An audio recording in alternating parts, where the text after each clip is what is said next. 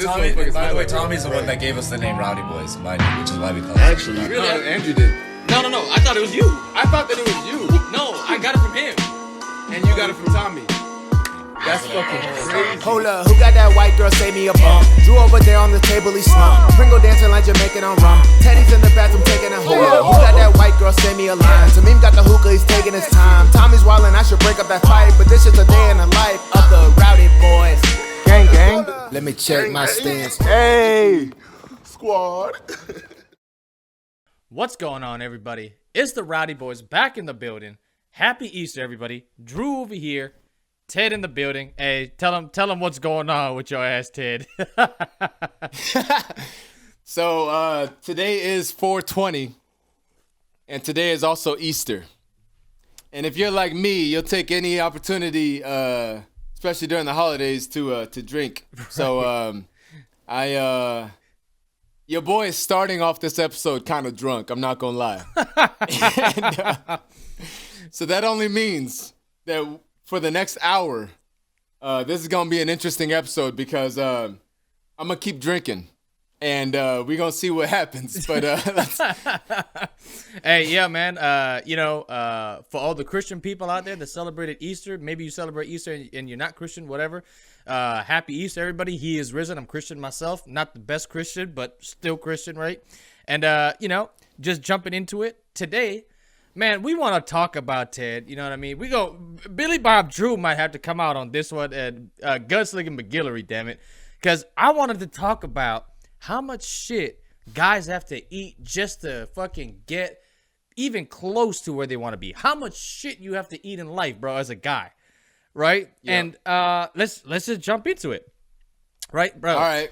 So I think number one, a lot of young guys, a lot of people that's, we live in a very social media predominant age, right? Like everything that we're doing, we're constantly on social media, right? Like you're watching this video, most likely on social media, right? I think we get the misconception as guys. We see these dudes, 30 and under, studs, you know what I mean? Dude's got, six-pack abs. He's tall. He's got money. He's driving Lambos and shit, bro. And I just wanted to tell the young guys, man, that's not fucking reality, bro. You know what I'm trying to say? That's not reality. And what you don't see as well, what they're not going to tell you is a lot of people that you see that are 30 and under, 25 and under, that these dudes are total studs, right? Star quarterback of the football team, college football team, D1 wrestler, whatever the case may be, and he's got like a BMW, whatever. A lot of times what you don't see is they're coming from like with a leg up in life. You know what I'm trying to say? Like their parents had good jobs and everything like that, and put him into fucking, club wrestling when he was 6, 7, or hired strength coaches when he was like 10 years old.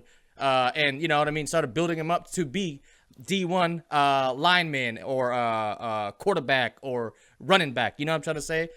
So don't get too disheartened whenever you see that, because it's just really not reality. That's where I want to start. Number one, what do you guys say about that, Gunslinging McGillery? Yeah. Man, I'm drunk. But I saw that. Oh. If you know one thing about Gunslinging McGillery, though, you know that even when I'm drunk, I'm coherent. So we gonna get through this bitch. And I'm gonna start by saying that that is one side of the coin. A lot of people that have it good have always had it good, right? And then the other side of the coin is that a lot of people that have it good had to have it bad before they could have it good. Right. You know what I mean? Damn, did you hear that slur? Man, this is gonna be... Anyway, I slurred a little bit there. I was like, people that have it good had to have it bad before they have it good. Like, it was like that slur, bro. Holy shit. I didn't even catch it, so if it makes you feel better, it's not that bad. I'm gonna try to sound even drunker just to emphasize. People that have it good sometimes had to have it bad before they had it good. You know what I mean? Now you just sound like you're speaking Ebonics. Oh shit. But yeah, if we starting off on people that have it good, sometimes always had it good. That fucking hell, my damn microphone. Hang on. I gotta tighten this screw real quick. God damn. Hold up. All right, we good. We back. We back. Spit some knowledge for the Fucking- people. God damn. So yeah. Just like Billy Bob Drew said, sometimes when you see somebody that has it good, you think, oh, you know what I mean? He just had a good you just had a good luck of the draw, right? And that's not always the case. Well, actually, the first point is that is the case sometimes. Right. Is that people literally were born into this fortune. Right. And those people, you know, they're called a lot of names. You know what I mean? They're called Nepo babies. They're called trust fund kids. Right. They're called fucking being fed with a silver spoon. Right. There's a lot of phrases. There's a lot of phrases for these fucking these people that have just had it made for them since the beginning. Right. Right. And a lot of us po folk, right? When we talk about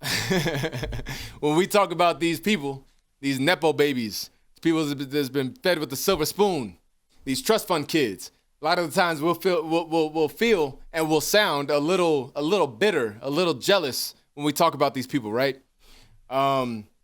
Ice Cube's son famously said recently, and his name is what's his name? Man, you know what? I'm so drunk, I almost said Cuba Gooding Jr. Homie just thought about the first thing that was Cube, and he was about to run with it. Cuba Gooding Jr. Homie was like, all right, Ice Cube, I got fucking Ice Block. No, I almost said Cuba Gooding Jr. O'Shea Jackson Jr. God damn it. He famously said in a tweet, calling me a Nepo baby is not an insult. So I think it's important to put yourself in their shoes, right? A lot of the times, no, he didn't say Nepo baby. He said saying I had an easy life. Saying I had an easy life growing up is not an insult. And I think when we talk about these people, it's important to look at it from their perspective, right? Because if you saying that you're demeriting them, you're giving them a demerit for not struggling, you know what I mean? For not going through those ramen noodle meals, for not going through the I ain't got nothing in the fridge to eat. Let me look in the pantry. All right, I got some bread, I got some peanut butter. So you start slathering the peanut butter on the bread, and then you realize not only do you not have jelly, but you don't even have money for jelly. Dang. So you're just eating some dry peanut butter sandwiches, sans jelly, right? A lot of these people that be like, when you telling me that I never went through shit in life as an insult, you realize that's not an insult at all. Right. Because they happy as fuck. Right, they're happy as fuck. And they've always been happy as fuck. Right. And even when they weren't happy, even when they had problems, their problems were not a tenth of the problems that you had growing up. And they don't want that on themselves. They don't wish that on themselves. Right. They're happy with fucking never having to deal with that shit in their fucking life. Right. Never having to eat no damn sardines, no Vienna sausages, no Spam. Now I love me some Spam. I love me some but sardines. I think I love me some. And you love you some sardines, right? But and I think I love me some Spam because I lived in Hawaii for a little bit. But that's beside the point. The point is, a lot of people had it pretty much laid out for them since their birth. And me, an aspiring artist, don't let the hat fool you. I'm not an aspiring country artist. I'm an aspiring rap artist. God damn it. Homie Shabuzi. Yeah. Ain't no Shabuzi action going on over here, right? He said, my baby bought the Birkin. Yeah, what's that whiskey song he has? Uh-oh. Fuck. I know what you're talking about. I don't know the name of it, but yes, I've heard it a billion times. I'm gonna pour me a double shot of whiskey. Yeah. Gonna pour me up a double shot of whiskey. Yeah. That's him, right? Yeah, that's the one. Yeah. So anyway, ain't no Shabuzi action going on over here. I'm a aspiring rap / alternative artist, right? I hate a fucking aspiring country artist. Yeah, despite the hat on my head. Honestly, I threw this hat on my head because I was drunk, and I like wearing cowboy hats when I'm drunk. But that's beside the point. Hey. The point is, bro, you never know. God damn it, what? You never know, bro. You might come out with the fucking hottest fucking country record in 2026, homie. Hey, you never fucking know. Because honestly, bro, I've been trying to sing. I've been trying to learn how to sing. I've been taking some damn tutorials and shit. So you never fucking know. I could pull out some damn country on the ass. But let me finish this point. Yeah. My point is, I have big aspirations in life. And I am also childless. I do not have a child. I almost had a child back in 2017, but that's a different story, right? The bitch miscarried, luckily. But anyway, I'm childless. And I don't want a child until I have the financial stability and the fortitude to take care of a child. So when I have a child, I low-key want that child to be spoon-fed with a silver spoon. I don't want that child to struggle. I don't want that child to deal with struggle. Right. If he struggles, I want that struggle to be manufactured by yours truly. I want to make sure that this man, that this boy or this girl understands the hardships in life by pretty much drip feeding that child the luxuries, right? I don't want that child to just have 100% luxury 100% of the time, because that's how you raise a spoiled child. Right. I want to drip feed that child the luxury. So I have the abilities to spoil that child, but I'm making sure that that child also understands that this life is full of hardship and pain and struggle. Holy right? shit. But not so much to where, that child, goes to bed hungry or nothing, right? My point is, when I finally have a child one day, I want to be successful and financially stable enough to give that child the life that he or she deserves. I want to bring that child into a world of stress-free and love and care and stability and all that stuff. So it would be contradictory for me to say that, or it would be contradictory for me to basically shit on any sort of Nepo baby, right? Fucking trust fund kid, any of that shit, because that's what I want to raise. I want to raise a kid that don't really have to deal with shit in life. Right. You know what I mean? I want a kid. Hey, Dad, I got something going on at school. I need $10. And I just want to give that kid a hard time for about 3 days on this $10, right? I want to give that kid a hard time. Man, why you asking me for money, man? Why don't you go mow some lawns? What'd you ask me for money for? Give him a hard time for fucking 3 days. And then finally I'll be like, all right, I'll give you some fucking money. And pull out the fattest wad of cash you ever seen in your goddamn life. And just start thumbing through 100, 100. Benji, 50, and then I finally get the 10, and I fucking pull that shit out of this fat wad, and I just reluctantly give him that's how I want it to be. I want to make it to where they don't just get everything right out the gate as soon as they ask for it, because I don't want to raise no spoiled kid that just believes that they deserve everything in life, because that's a slippery fucking slope, right? Oh yeah. But yeah, I'm not going to get into, people that had it hard to get to where they're at, because I feel like that's another point to make. But it's definitely a good point to start off on. You never know what this person was given without any sort of strings attached. Right. You don't know what that person was given to get to where they are right now. Nah, dude, so like I live in the burbs now, right? Originally from the city, but I moved out the burbs, bro. And honestly, I'm looking to go even further out. I'm looking to go into the country over here pretty soon, right? Get even more further away from fucking people. Nah, but the one thing I've noticed, dude, is a lot of times when we're like looking at shit, bro, like, damn, dog, like how they fucking, I'll give you all a quick example, right? Like a person that I know, he's got like a regular job, right? Like he makes good money. But the thing about it is, he bought a house like 3 years ago, and with the house prices right now, people are like, how the fuck did he buy a house, right? He doesn't have like a job that's paying him $200, $300, $400,000 a year.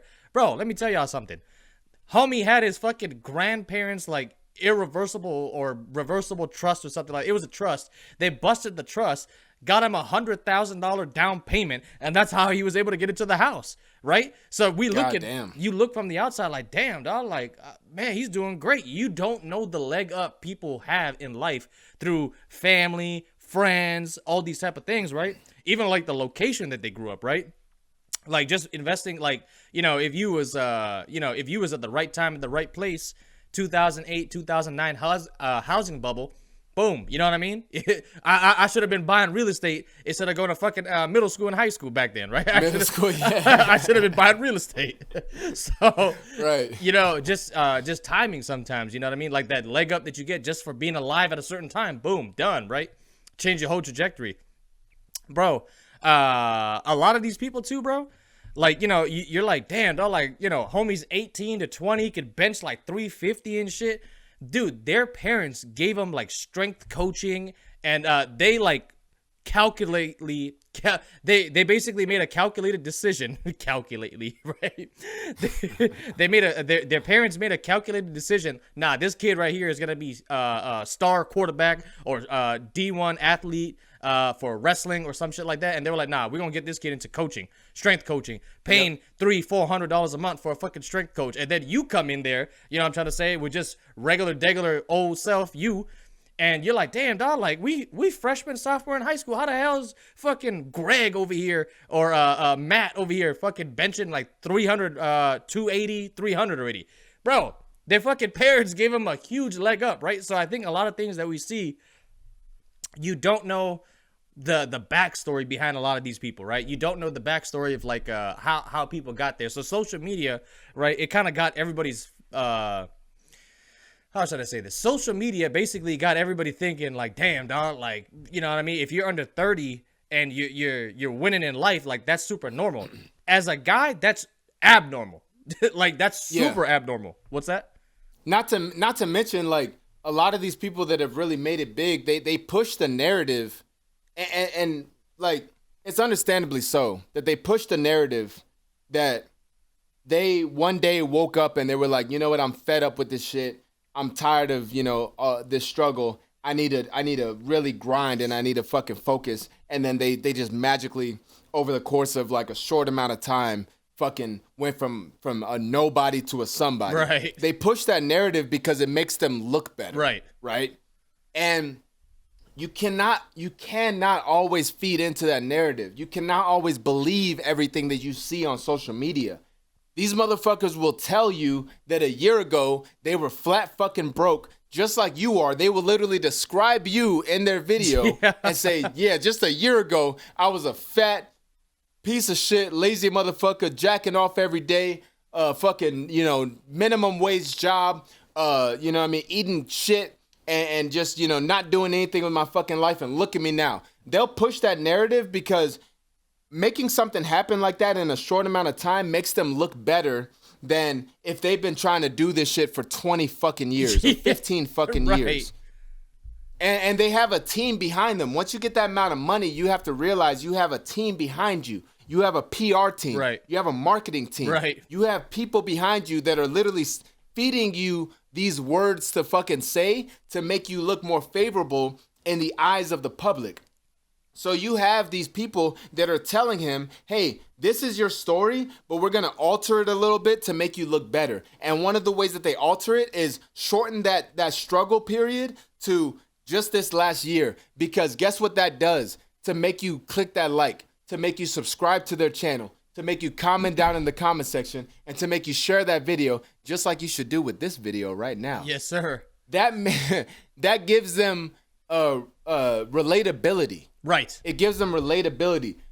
You're watching that video and you can relate to them because if you give them an attainable, if you give your viewers, I'm just making sure it's still recording. If you give your viewers an attainable goal and results of which, hey, this is what I did in a year, that's going to make them latch onto you more than if you told them the truth and you were like, yeah, this shit actually took 10 to 15 years of fucking hardship and struggle to get to.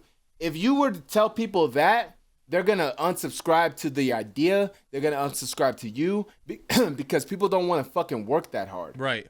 So you have all these influencers telling you, this is what I did in the last 6 months. This is what I did in the last year to turn from a nobody to a somebody. Do not believe that shit. The work that's put into being like getting to where you want to be, it's more than likely not going to just be a short amount of time. Bro. That's the whole appeal with the lottery. The lottery is fucking quick, get rich quick, right? Get rich quick. The lottery is just, oh, I'm just gonna take this penny and I'm gonna scratch this fucking ticket and oh, I won a bunch of fucking money. That dream is what brings people in to spending all that fucking money on the lottery. Right. You're basically being advertised the lottery in a different sense. Because instead of this like multi-million-dollar jackpot or this billion-dollar jackpot, you're being fed this false dream that in a short amount of time, you too can go from 0 to 100 million if you just follow these fucking steps. And a lot of these people are selling courses. Right. And I could go on and on and on. But don't fucking feed into that shit because a lot of the times you're just getting the wool pulled over your fucking eyes. See, I'm still drunk, but I'm spitting. You know what I mean? Spitting. No, dude. I'm fucking spitting. We just looked at it. Me and Ted had a conversation over the phone the other day, and we just looked at it real quick. Mr. Beast posted almost 500 fucking videos before he went viral. Yep. Almost 500. Just continuously pumping out videos. Do you know how much 500 videos is, bro? We're at like 300 right now.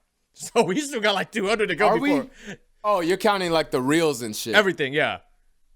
Oh, okay. Cause I'm like, just the episodes were at like 70 something. Yeah. No, but all the content put together, all the videos out there, it's like 300, right? So we still got 200 more to go before we go viral.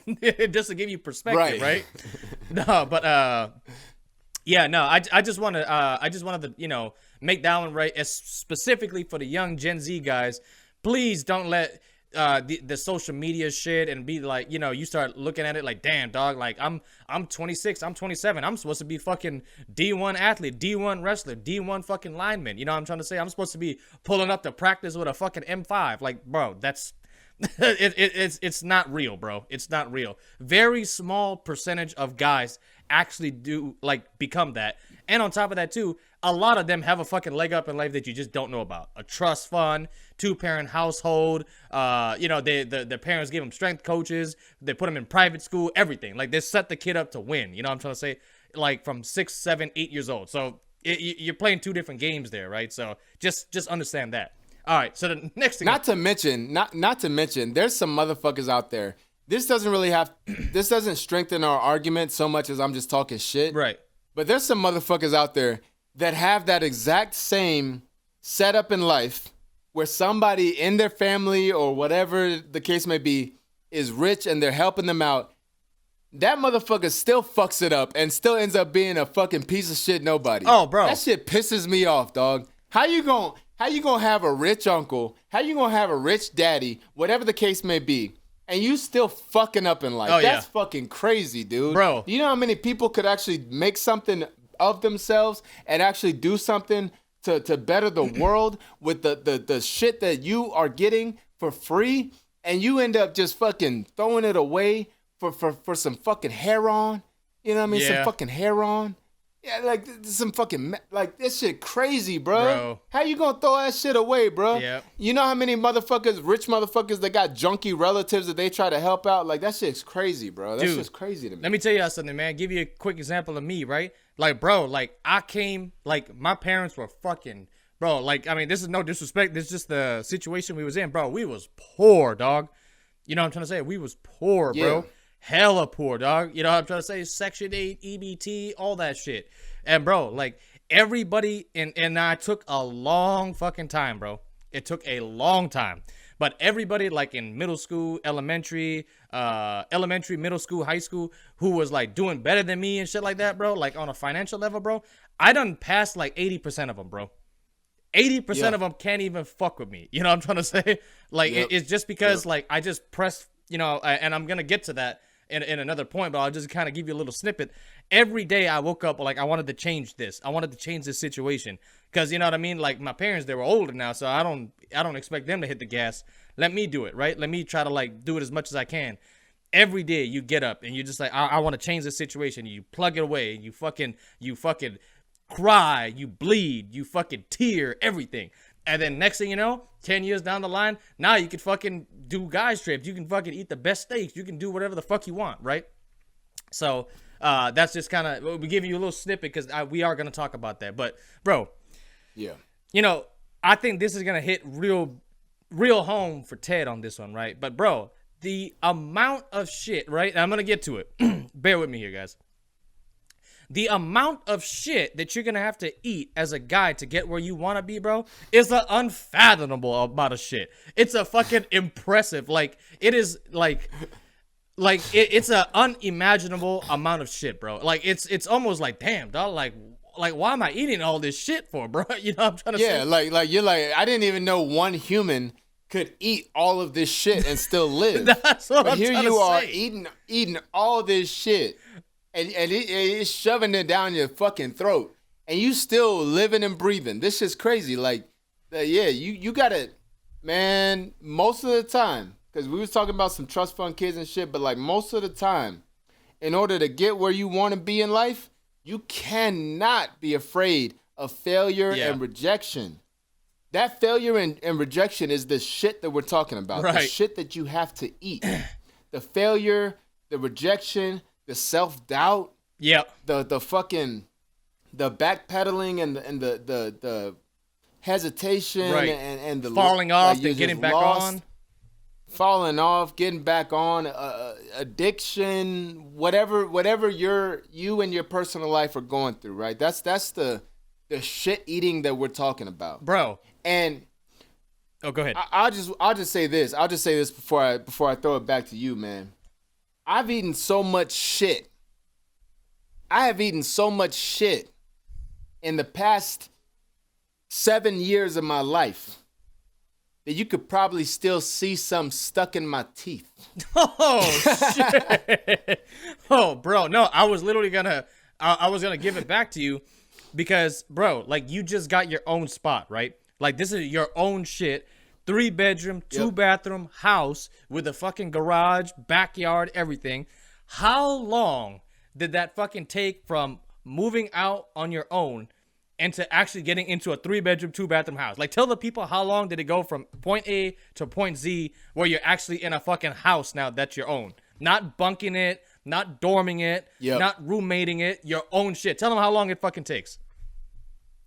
All right, so I'm gonna go on a little monologue, but I'm a consciously try not to make it too long because I'm about to talk about the last 7 years of my life, and I'm gonna try to summarize it. Cause I really do not want to ramble on for a long time. No worries. So if I start rambling, because this is very personal to me, so if I start rambling, cut me off, right?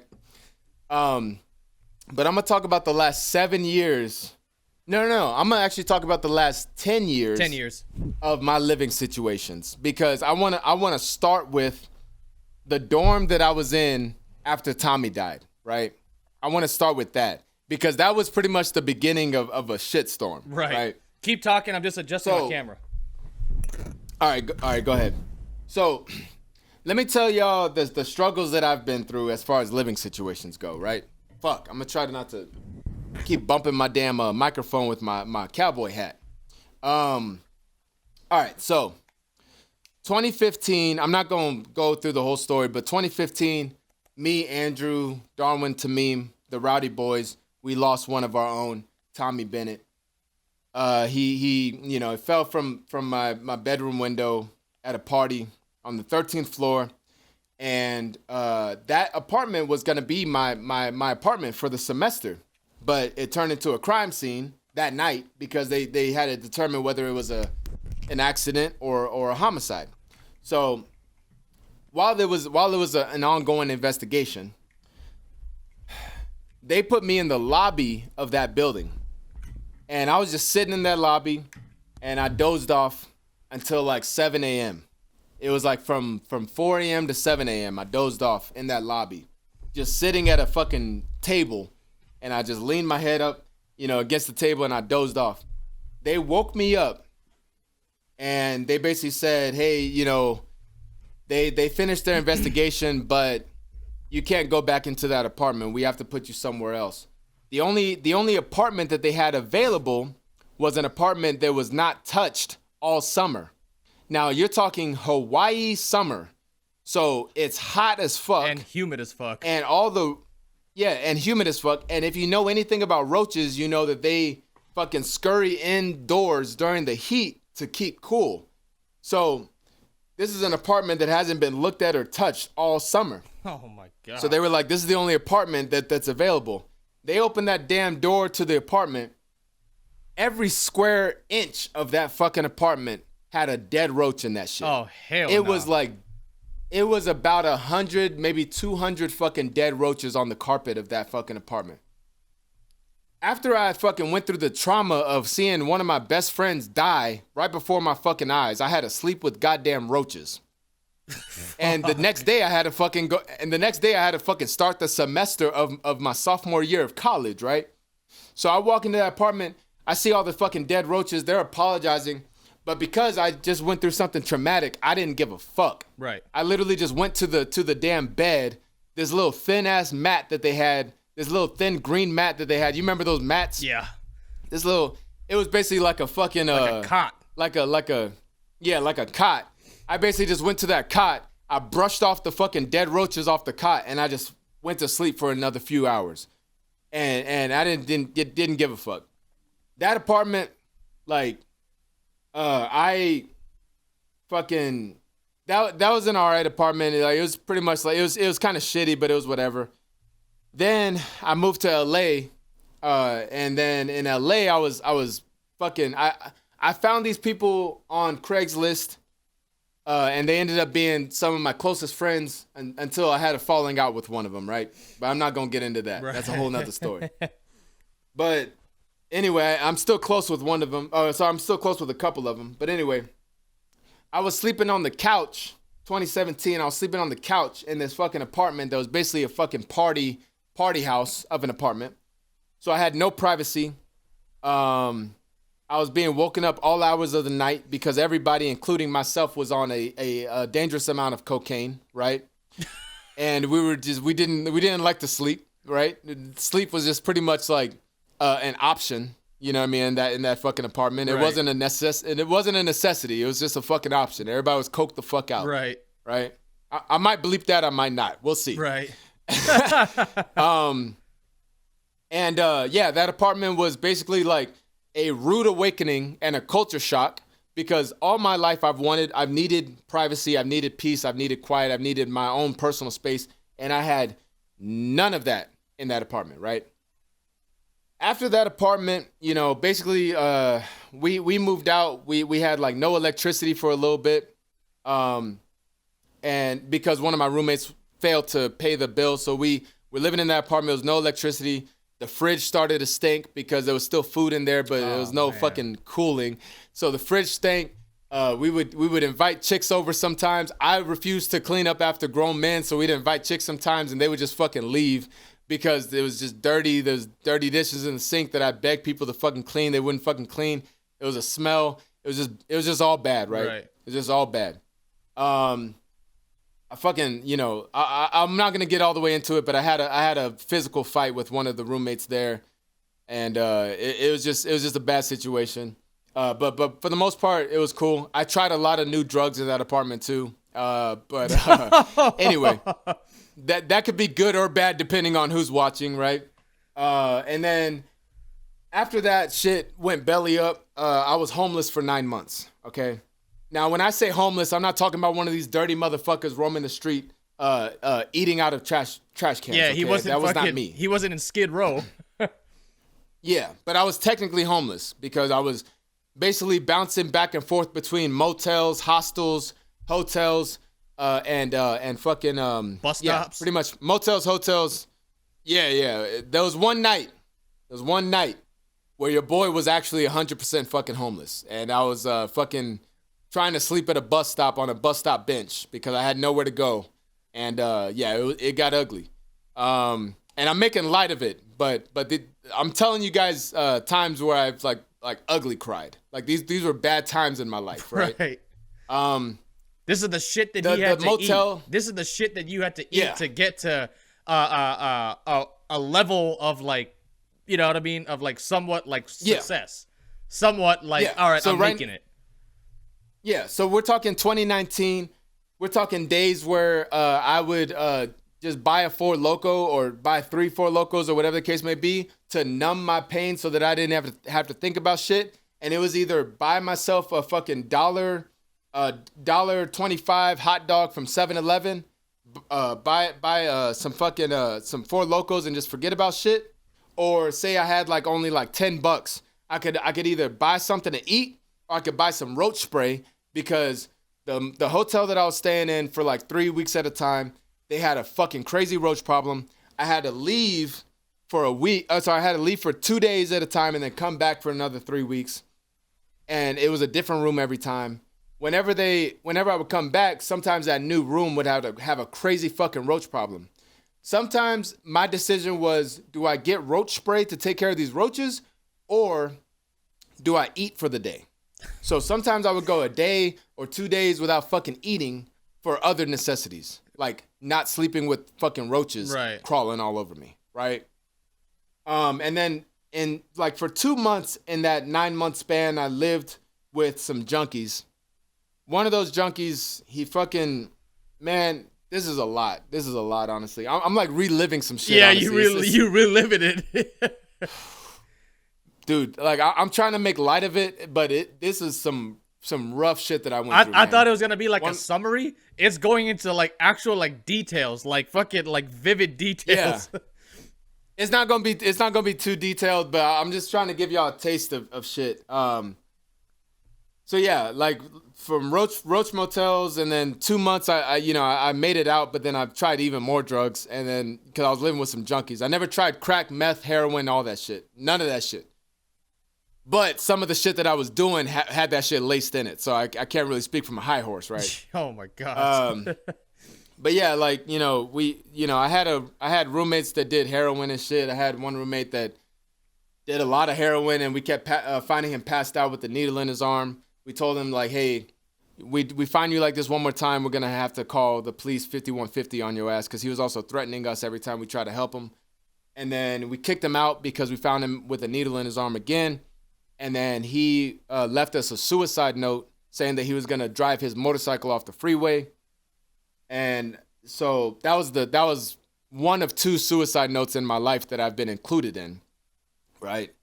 And I haven't even told Andrew about the second one, which I'll tell you off the camera. But basically, he just did that, I think, to get back into the apartment after we kicked him out. Right. So he was trying to guilt trip us. Right. But it fucking worked, because I thought this motherfucker was gonna kill himself. But anyway, so that situation was fucking nuts. That was only 2 weeks. 2 weeks. That was only 2 months, and then I was back being homeless.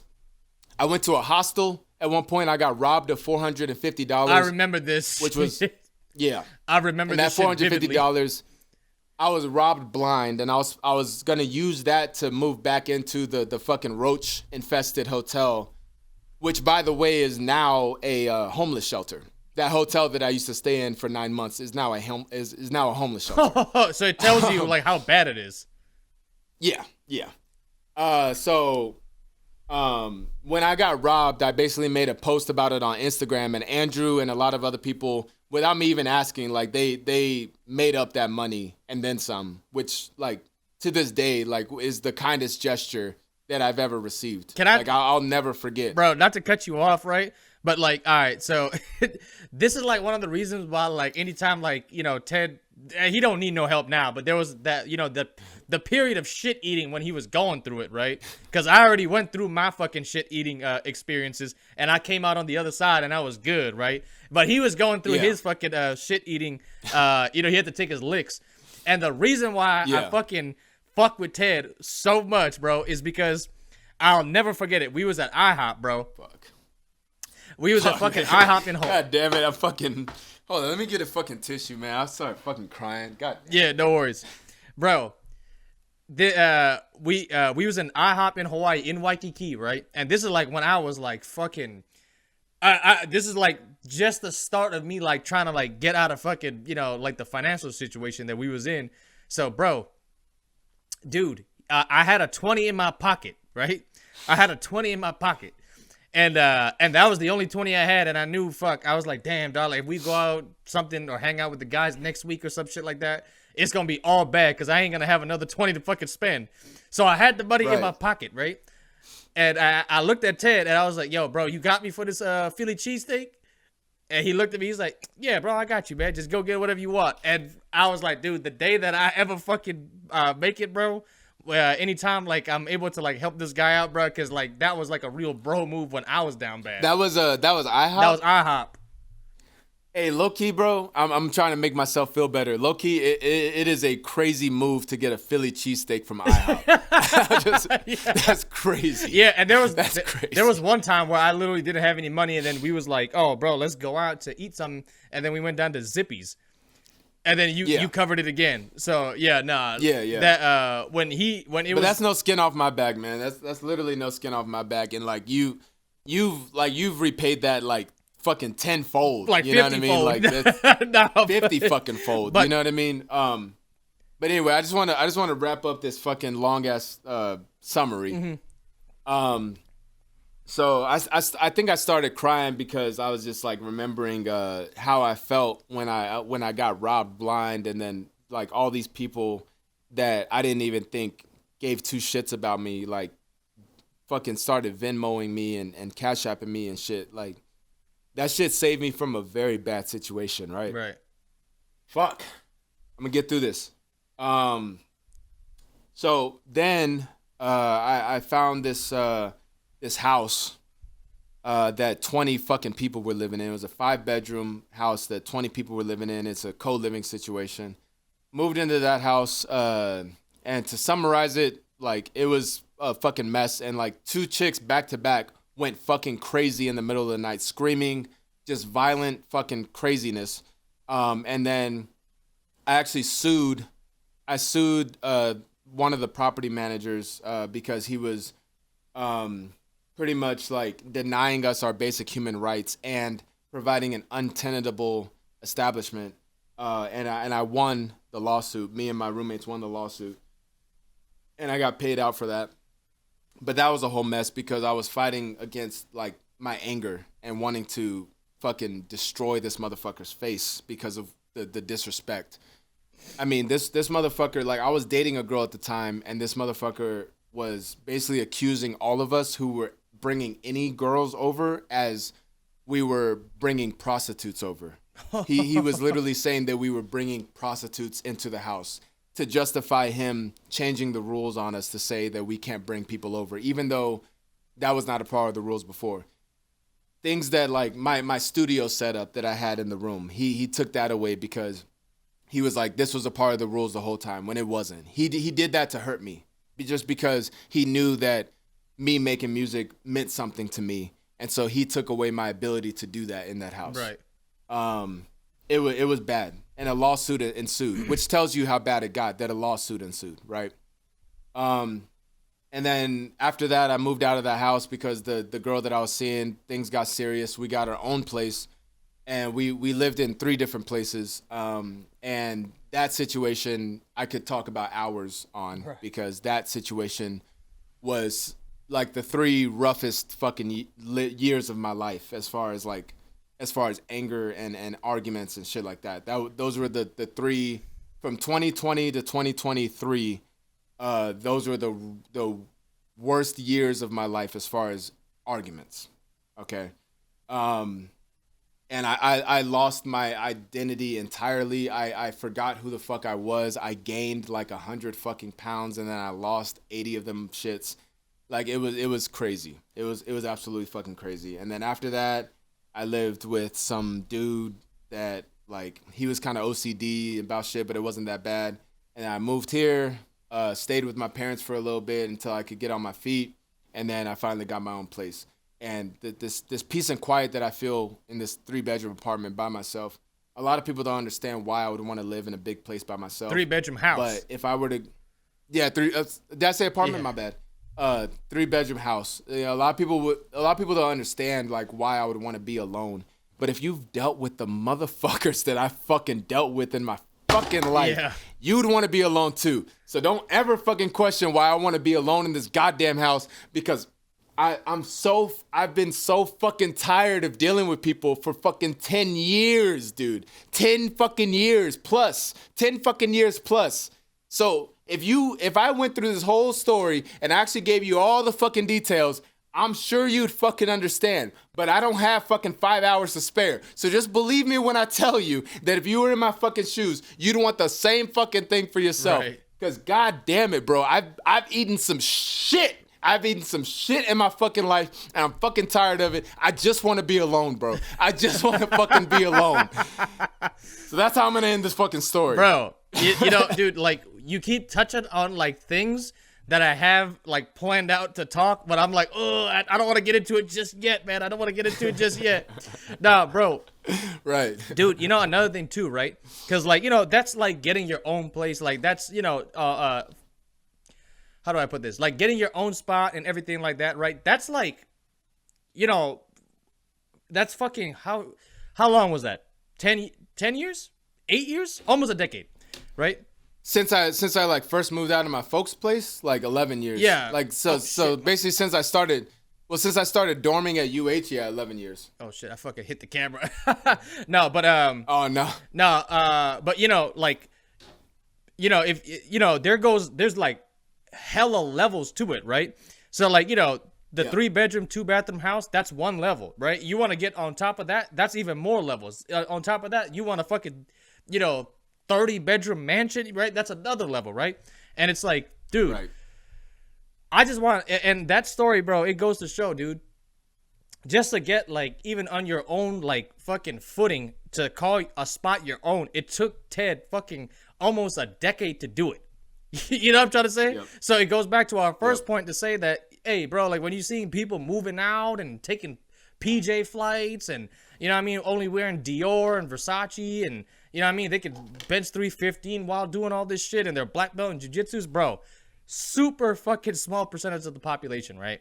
But, dude, yeah, the amount of shit you're gonna eat as a guy when you're coming from fucking zero, right, is gonna be, it's just gonna be like an unnecessary amount of shit, bro. You know what I'm trying to say? And that's what deters a lot of people from doing it. And bro, to be honest, like it is kind of a crazy thing to be like, you know what, I'm gonna have I have a zero net worth right now, and my goal is to have a $10 million net worth and to strive for that and keep going, right? You have to kind of be a little insane, because the definition of insanity is doing the same thing over and over again, right? So you have to be a little doing the same thing over and over again and getting the same result, essentially. Right. But you're doing it and not seeing the result, but there is results that slowly but surely fucking climb up, right? So you have to be a little insane. And you know, I do how should I say? I do understand when people are like, man, fuck that shit is not worth it. I mean, to me, it's worth it, right? Like, bro, like when I used to work at the fucking warehouse and I was driving the truck to do the deliveries, bro, we used to do like 13, 14-hour days, bro. And I used to like slap myself awake because I'd be like falling asleep on the wheel. I'd be like dozing off. Bro, I was like... That's dangerous. Yeah, bro. I was like, oh, I gotta wake up. Bro, I'd be pulling like fucking 80-hour weeks. You know what I'm trying to say? Did that 3 years straight.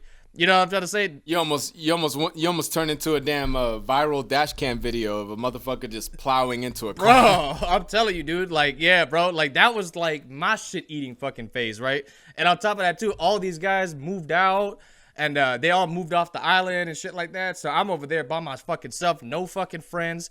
Barely any fucking thing to do. Just only thing I had was fucking work. That was it, right? But, you know. Yeah. You know, and that kind of takes me to my third point over here. It takes time to fucking get where you want to be, right? So, you know, point 1 and 2 kind of coming together here.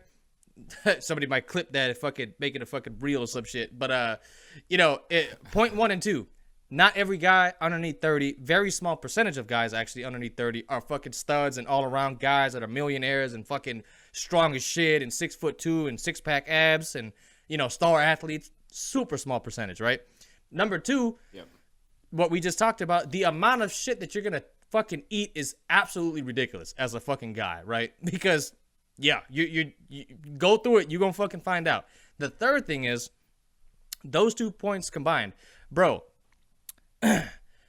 The amount of shit you're gonna have to eat is gonna be so bad, bro. Like, it's gonna make you almost want to fucking quit, because you're gonna have to keep on plugging day after day, month after month, year after year, bro. I mean, there could be times in your fucking building phase, like whether that's like a business you want to start or fucking podcast you want to start, whatever the case may be, right? Going through your studies in fucking college to be a fucking doctor, whatever, right? Bro, some of these things take you like fucking 2, 3, 4, 5 years and more, 5 to 10, right? Like, you want to be like certain like specialist doctors, bro. They in school for like 10, 15 years, bro. You know what I'm trying to say? And how much people quit? They're like, man, dude, I got too much student loan debt. I'm 7.5 years into this. I don't get no sleep. This is depressing, bro. It like now. Hold on, I gotta pause. I gotta pause real quick, because I think that so far, because it's a lot of doom and gloom. I think we just lost about 3 viewers to suicide. So let me nah. There's light at the end of the tunnel, people. There's light at the end of the tunnel. There is. And a lot of the times that 10, 15 years, it could be fucking 4 or 5 years. You know, if you really lock in. Yeah. You know, a lot of the times people will say, "Oh, I have to eat shit for 10 years in order to get somewhere in this life." I'd rather put a bullet through my fucking head, right? Like, I'd rather swallow a bullet. Right. I just, you know, oh, we just lost a fucking 4th viewer. Fuck. Oh, there goes a 5th. But no, it's first of all, and I really want to stress this point. It's a cliche. It's so much more about the journey than the destination. It's so much more. That's my last point. That's the last point. Is that your last? Yeah. Man, great minds think alike. That's the last brother. point. So great save minds it. Save it. Fucking think alike. We fucking all right, I'll save it. we giving them all the doom and gloom and fucking down with the hope type shit right now. But we gonna fucking get to it. That's the last point right there. Yeah. Hey, and the 5 viewers that just blew their brains out, like, they were a worthy sacrifice. Hey, nobody do nothing crazy, all right? You know what I'm trying to say? Y'all gonna be all right. Y'all gonna be all right, okay? Hey, you know what else is another crazy part, bro? And I have this in conjunction with point 3, right? Let's just say you on your building phase, right? You want to get your money up, your muscles up, all these kind of things. You want to be somebody, right? You want to be a man with fucking with great fucking reputation, right? Let me tell y'all something, man. All it takes from fucking year 1 to year 20 of your building phase, whatever, right? It could be your whole life. You could be a complete, like, let's just say Jeff Bezos, right? You could be a Jeff Bezos kind of guy. All it takes is one fuck up for you to lose it all, bro. One big enough fuck up. That's the crazy part, right? You go on this building phase. Every day you wake up, you giving it 100%. Maybe some days you falter away. Then you come back. You know what I'm trying to say? Crying, kicking, screaming, bleeding, everything to get where you want to be. And with one fuck up, you say the wrong thing. You catch a case. You know what I'm trying to say? You lose your reputation. You get with a fucking stupid girl that just butchers it all. And everything that you fucking built can be all fucking gone to hell in a fucking handbasket. That's the shit that's gonna fucking, that's the shit that's gonna really befuddle you, bro. Because one fuck up, spoil your reputation. Now nobody wants to work with you no more. Nobody wants to buy products from you no more. One fucking... Yeah, and there's some more doom and gloom for your ass, huh? Hey, one fucking relationship that you get in, bro, and she fucking takes your ass to divorce court, takes half your shit, 60, 70% with lawyer fees and all that shit, you're cooked. All your kids are gone, everything, right? So, like, bro, it's serious shit out here, man. Yo, we just lost another fucking viewer, dog. Like, bro, motherfucker just paused this video and blew his fucking brains out. We gotta reel this shit bro, in. Check this one out, right? You know, one of the so like I said, I live in the burbs now, right? Like, I live in a pretty good spot in the Northwest. Dude, I understand now from being around these people, bro, why as soon as people get a little bit of money, they fucking go away to the gated communities. They go away to fucking the hills. You know what I'm trying to say? Like, you always hear about the fucking white flight that happened in LA and everybody went to Calabasas and, you know, Malibu Hills and shit, right? I understand totally why a guy is going to go out to the boonies an hour away. It's to fucking protect himself from all the fuckery. You know what I'm trying to say? It's to protect himself from all the fuckery, because every day if you fucking wake up and you're fucking trying to get it in life and you're eating shit for 5, 10, 15 years to get where you want to be, you don't want to lose that shit over some fucking stupid drama, right? You don't want to fucking and you know, another thing too is a lot of these places, you know, you move to, right? And I can speak on this now because I live in a good suburb, bro. And you know, eventually I want to get out to the fucking eventually I want to get like far fucking out there to Timbuktu and get me like fucking 5, 10, 15 acres, right? Just a little expensive right now. But another thing too, that people are like, damn, dog, like as soon as people get a little money, they fucking move to the gated communities, they move to the hills, they move to fucking, you know, the deep countryside. Bro, the people that's around that motherfucker too, bro, that kind of gives you a little bit of game on this, right? It's a little bit of free game on here. The people that you're around are also on the same frequency as you, right? So if they're on the same frequency as you, you're around like-minded individual, and that fucking keeps the pack strong. So as soon as as soon as somebody gets a little bit of money, as soon as people find out he's a little bit successful, he's off into the gated communities, the hills, you know, deep countryside. And that's because he don't want to fucking lose it with one stupid fucking bitch, one fucking stupid drama thing, catch a case, deck somebody in the face, break his nose, he's suing you for fucking half your shit. A lot of problems, bro, that happen with that, right? So there's a little bit of free game for you on this one. But hey, what Ted was saying though, that's my number 4 point, and we're gonna fucking, you know what I mean, talk about this and kind of, you know, hone in this video. Honestly, bro, like the journey, I can say, is very, very rewarding. You know what I'm trying to say? Like the journey from going. It's the people you meet along the way. Oh, bro, I got that in here too, bro. I literally got this in here right here, bro. Bro, we in sync right now, bro. dog. The people that you fucking bring into your life after you made something, right? Or you climbing that fucking ladder to success, bro. Like everything, you're in lockstep with their fucking thinking. You know, their values align with yours. You know what I'm trying to say? And you only bring in people and you know, relationships and all these kind of things that value you. And also that person that you value also values themselves, right? So like, bro, honestly, dude, like I would not have it any other way, right? But while you're going through it, I know it fucking sucks, bro. Cause you're like, damn, when is this shit gonna end, bro? Like, when is it gonna end? Am I even right? Cause imagine you do the same thing thinking like it's gonna pay off in fucking 10, 50, your life's work is like, nah, you wrong. Ooh, that's gotta hurt. Yeah. And that's a possibility. You know that's I mean? a possibility, bro. But hey, yo, it's a so talk a little about the journey about getting to where you're at now, 3-bedroom, 2-bathroom house with your own spot. You know what I mean? Backyard, fucking garage. Talk about the journey, so and like, you know, like what it all kind of entails. You know what I mean? Give them a little short summary. Yeah. So I'll say I've reached a milestone, right? I've reached a milestone and it feels good, right? If I were to quit anywhere or change course anywhere in the middle of the journey because it was getting too difficult, then I wouldn't have got here. So I do want to say that the destination is important, right? But the journey, the memories that I have of the fucking 10 years that I've just described to y'all in very brief detail. It may have seemed like it was lengthy, but if I were to fucking really give y'all some detail, like it's I could write a whole novel, right? I could write a whole novel about the last 10 years of my life, dog. It's a very brief summary, and what I've described, that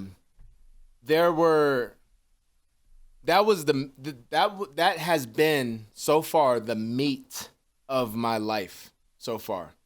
So this whole, you know, moving back home and getting a place for myself and shit, that is a milestone, which you can consider a destination. You know what I mean? I would consider it a layover, right? This is like a good layover to what's to come next, right? it feels great. And like I said in the other video, I haven't been this happy in a long fucking time, right? But the journey of the last 10 years has been full of so many great fucking memories with Andrew, Darwin, Tamim, with the people that I've grown to know and love in LA, with the people that I grew to know and love in Hawaii. I wouldn't change a fucking thing. Right. And remember remember the shit that I told you I ate, right? Remember that shit that I told you I ate, bro. And I'm saying that shit was fucking stank, and it was chunky. Oh my god. And it had some damn corn pieces in it. Oh, you know what I mean? fuck. It was some dirty shit. You know what I mean? And it didn't all go into my mouth either. Some of it just splashed on my fucking face. Oh, Splashed fuck. into my eyes. And you know, sometimes you're eating shit and it splashes into your eyes and it blinds you to the possibilities of what's to come. You know what I mean? Right. Sometimes the shit that you eating, sometimes it could really blind you of the greatness in life, and some of that greatness were the people that I met along the way, the lessons that I learned. Yeah.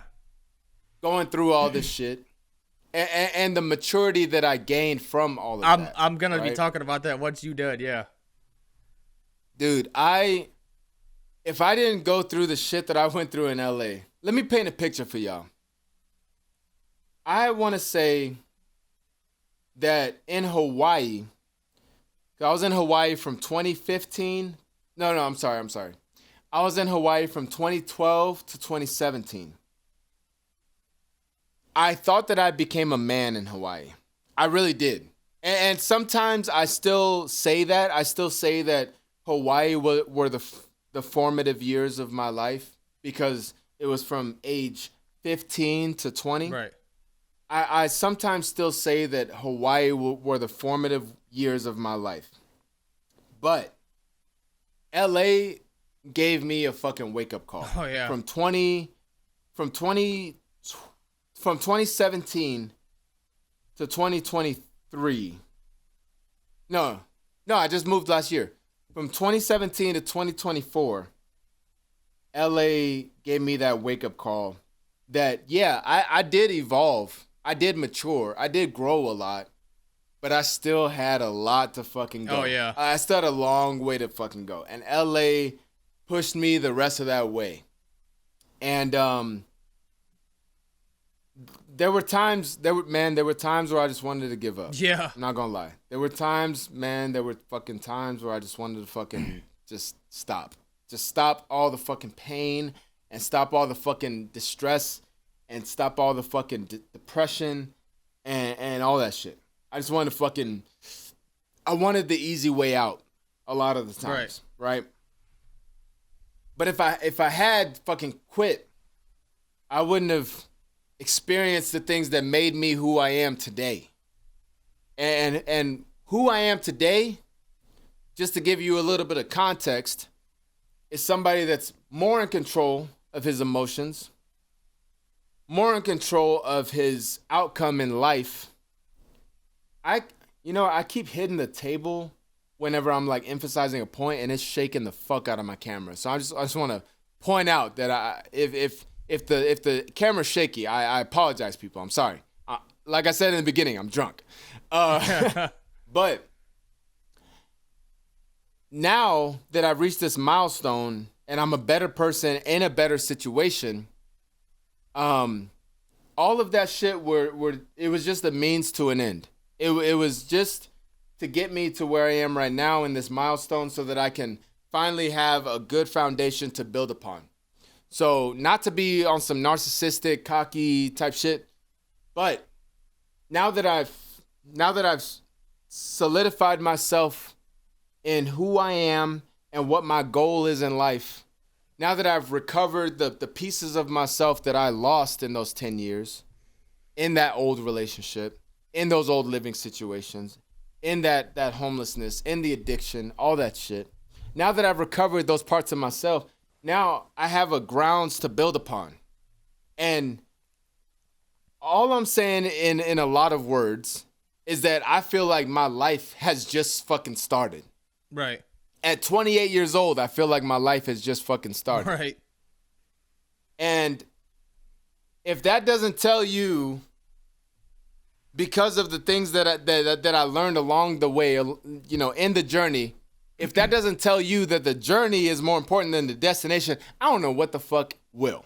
I don't know what the fuck will tell you that the journey is more important than the destination. Besides what the fuck I just told you, rambling on for the last fucking hour about the shit that I fucking went through Right. to get to where I am, the memories that I built and the lessons that I learned to get to where I am, to finally feel like I can actually start my life. If that doesn't tell you that the journey is more important than the destination, you're just fucking hopeless. You know what I mean? Go ahead and swallow that bullet. I'm just joking. my gosh. bad. That was fucked up. That was fucked up. Hey, dude, you know, I wanted to talk about that too, bro. Like the fucking resilience that you fucking the resilience that you get, bro, from going from nothing to somebody, or, you know, at least on that trajectory, climbing that ladder, the resilience, the mental fortitude, the people that you meet along the way, bro, it's all worth it in my opinion, man. Like, you know, as a young guy, you think you know it all. And like, you know, even myself, like as a younger guy, I lived a lot of life, man. Like I mean, you know, I turned 30 in August. You know, I can say I probably lived like 5-10 people's fucking lives, right? But you know, even then, man, you know, like I talked about it with Pringle in the other video. You're always learning, man. You're always learning, and like you know, once you get to a certain level, bro, it becomes like an exclusive club, man. Like, I hate to put it that way, you know what I mean? But like, I worked so hard, and now that club recognizes me, right? So now when people, you know, that are successful chop it up with me, you know, there's certain things that you say, that you do, that you live, that you drive, and that kind of gives away those markers to those people. Like, okay, he's kind of like one of me. And then you start becoming friends, right? And then, you know, it's like a club, and you worked really hard to get into that club, man. And I can't tell, and I can't express how actually good it feels to get there, right? And you know what the craziest part about it is too, right? Every year that club is getting harder to get into.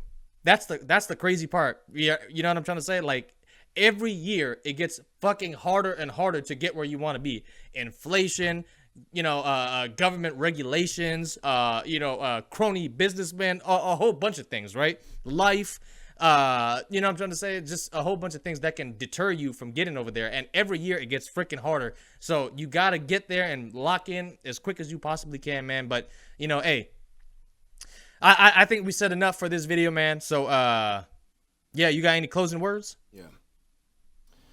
I feel like I need to really dismount on a good note, right? I feel like I really need to dismount this video on a good note that you can take away and feel better about yourself after having watched this video. So I'll say it like this. The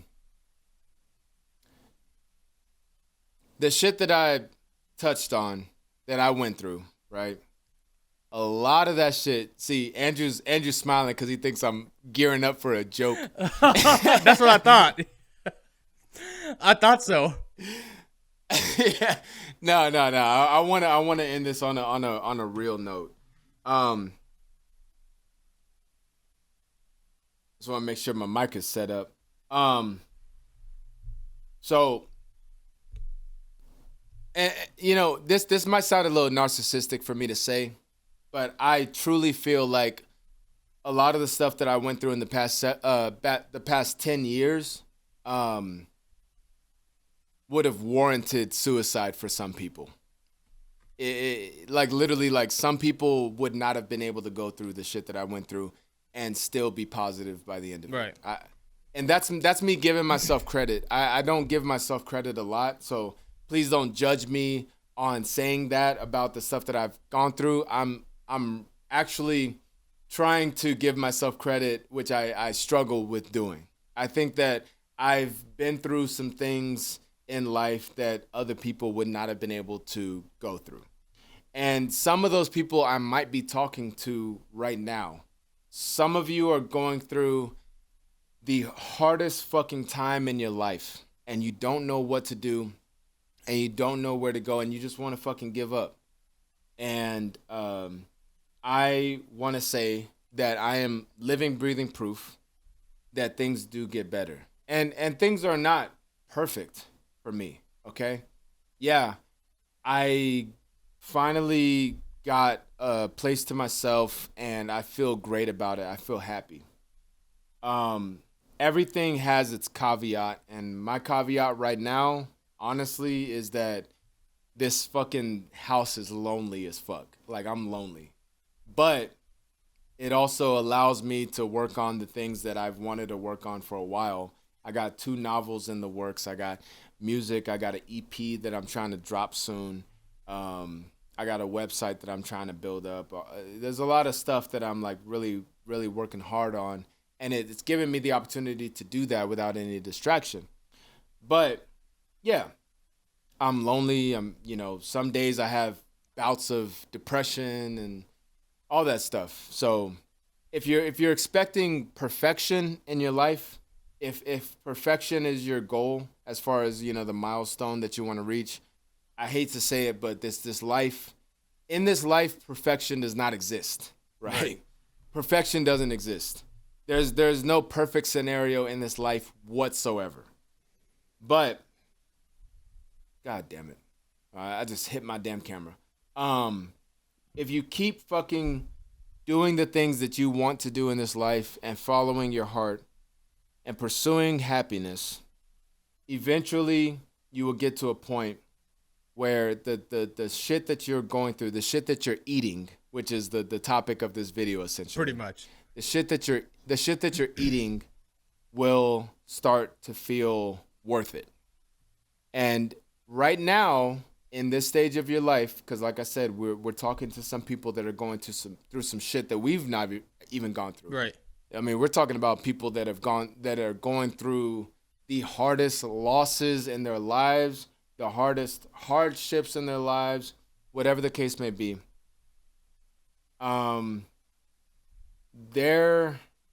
There will be a time, whether it's a year from now, 5, 10, 15 years from now, where you will be glad that you didn't give up. And to get to that point and to feel that feeling is so much more worth dealing with the shit that you're going through than quitting and just giving up. If you get to that point, you'll look back and you'll be fucking so glad that you're still alive, so glad that you're still trying to do something with your life, and you'll never feel that feeling if you give up right now. So take it from somebody that has eaten an astronomical amount of shit in his fucking life, right? Just an astronomical and an uncalculable amount of shit. A damn uncanny amount of life. shit. Just an uncanny amount of shit, dude. Just straight dookie down the throat. Oh my gosh. I mean? Use that damn Dubai toilet. Bro, life has turned me into a Dubai toilet, right? Homie is a fucking Scandinavian OnlyFans model, just getting flown out to Dubai.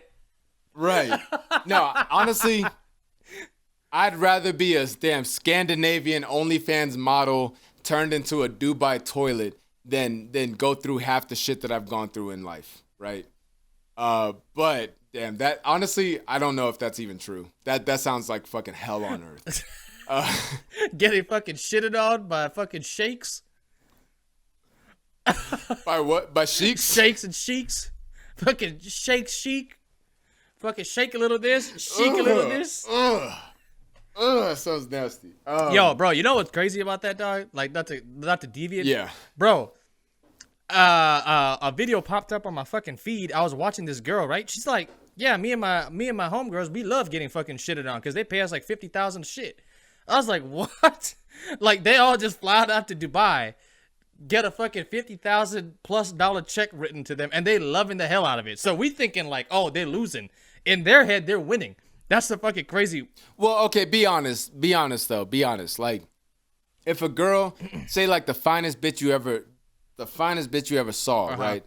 Because this isn't even an even playing field. Because the dudes that be hitting these OnlyFans girls up about this, they don't be the finest dudes that girl's ever seen. The richest. So but they're the richest. So I'm evening the playing field a little bit. I'm giving you a little bit of an edge on this. Say like the finest chick you ever saw in your life was like, I will pay you $100,000, and all I ask for in return is that you take a little dookie from me in the mouth. No. Just a little dookie. I mean, I'm talking like just a little nugget. No. Not at all. Not at all. Fuck that shit.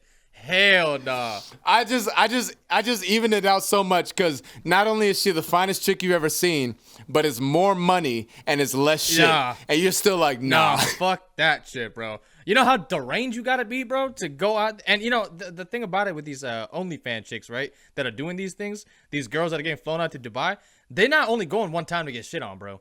They going multiple times. She's like, oh, I just hit gold. I just struck black oil, like you a rancher in Texas. Oil spilling out everywhere. She like, I'm about to milk this motherfucking cow as much as I can. And she flying back and back and back, and she just getting shitted on. Maybe the damn German Shepherd that he got over there shitting on her too. Oh, bro, it's all bad, bro. It's all bad, dog. The German Shepherd. Oh my God. Whoa. What? Oh God. Oh man, what are we even talking about? Yeah, no, this video got to wrap up now. They're just fucking habitual toilets. Yeah, and then imagine drunkenly meeting this girl in a bar and just making out with her, not knowing that she just came back from Dubai, bro. You know, again, bro, like this could go into like a whole nother thing, bro. Let me tell you something, bro. Dudes.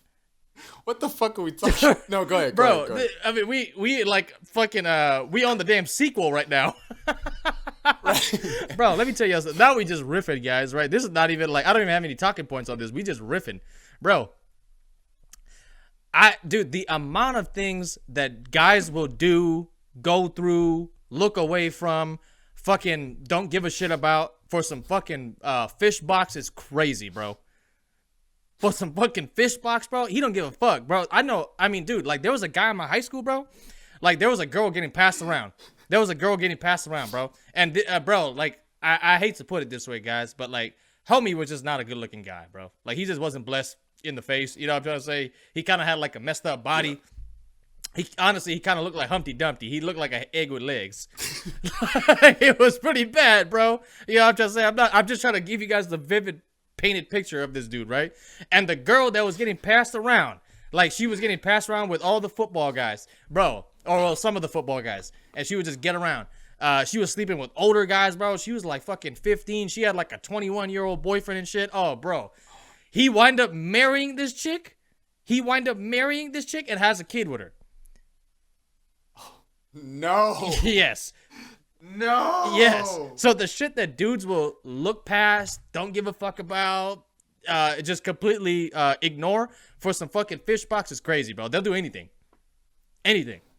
God damn. Some dudes, bro. Yeah, they're just like, you know what?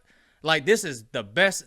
Another dude, bro. Like this girl that he's in a relationship with that he's kind of like part of the friend group. So I see him. I'm not friends with this guy at all. Like he's more of an acquaintance, right? I just see him like, what's up? Keep it cordial. But this dude, bro, his girl absolutely dogs him in any, like embarrasses him anytime she gets in front of us.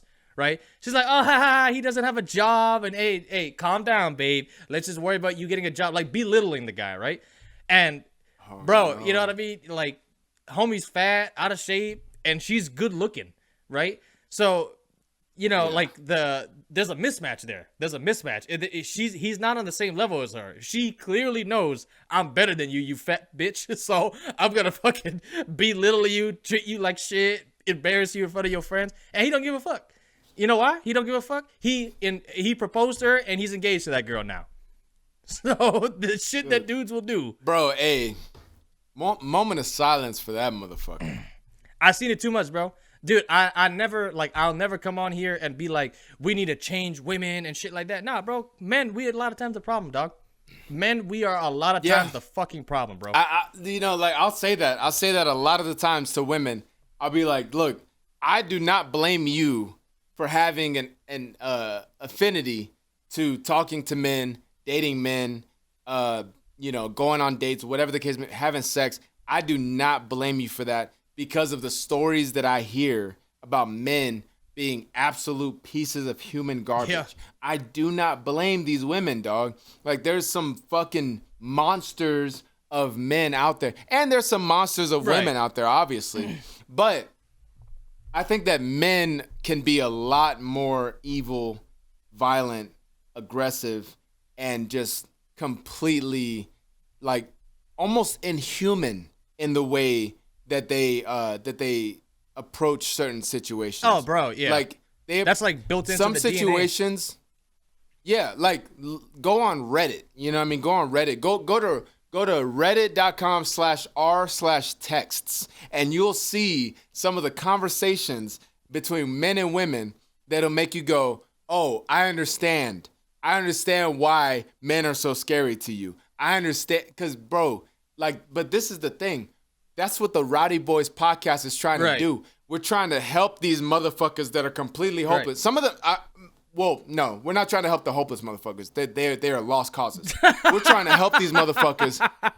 We're trying to help these motherfuckers that are going toward that direction of just being absolute degenerate pieces of shit, actually have a fucking path to go down so that they can actually have a fucking partner in their life, or so they can approach the dating world in the right way so that they're not fucking scaring the hoes, right? Not only scaring it, bro. And I think, like, dudes don't respect themselves, bro. Like, it goes to kind of like the shit eating, right? Like, you haven't eat enough fucking shit to respect yourself as a guy. You haven't gone through and climbed that ladder, bro, to fucking be like, you know what? That's a wild statement that you have to eat more shit in order to respect yourself, because shit eating is in and of itself, it's absolutely like stripping of all of your respect, your self-respect. No, but bro, like, too many guys, they haven't been through like the ringer and shit. You know what I'm trying to say? And they're trying to come out here and they're trying to like make it seem like it's the 30s, 40s, and 50s again, where fucking bitches is just gonna respect you just because you a guy. Like, it's not that day and age. We talked about that before. You know what I mean?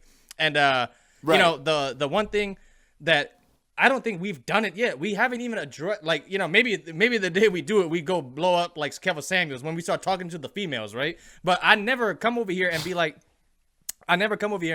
we gonna change these girls, man. We gonna change these hoes, bro. I'm like, bro, let them fucking wild stallions be wild stallions, bro. I don't give a fuck what they doing, right? I'm trying to help dudes out, right? I'm trying to help dudes out. Now, the day I start talking to the girls, like, hey, this is what guys want, and sign language this, and fucking CIA, and fit feminine and friendly. Maybe that's the day we go crazy, right? But, I'm trying to help the dudes out because I can relate to the dudes. I've been through a lot of fucking. Wait, what's fit, feminine, and friendly? Is that a reference to something? That's the shit that Kevin Samuels used to always say. Oh, that's like some damn red pill action. Yeah, that's the day we start doing all of that shit, right? So maybe that day, we start going crazy. Or I get a girl over here and I'd be like, you're average at best. And fucking put the fucking maybe that day I go crazy. Anyway. Anyway, happy Easter, everybody. Yeah, no, seriously. Happy Easter and happy 420. And we'll see y'all next time. Y'all just got a little sneak peek into pretty much a private conversation of the Rowdy Boys. Because this shit just went like just into like a casual conversation. Yeah, for real. But anyway, we'll see y'all next time. Peace.